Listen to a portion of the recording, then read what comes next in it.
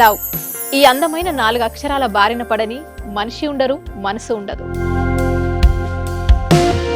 ఈ లవ్ కొంతమంది జీవితానికి సరిపడా మధురమైన అనుభూతులను అందిస్తే, మరికొంతమందికి జీవితాంతం వెంటాడే చేదు జ్ఞాపకాలను మిగిల్స్తుంది. లైలా మజ్ను, పార్వతీ దేవదాస్ ఈ 2 కథల్లో మజ్ను లైలా ప్రేమ కోసం ఎంత పరితపించాడో విన్నాం. దేవదాస్ పార్వతి ప్రేమ కోసం ఎంత పిచ్చోడయ్యాడో చూసాం.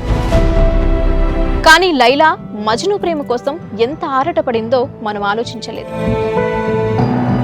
దేవదాసు దూరమయ్యాక పార్వతి పరిస్థితి ఏంటో మనం అర్థం చేసుకోలేదు.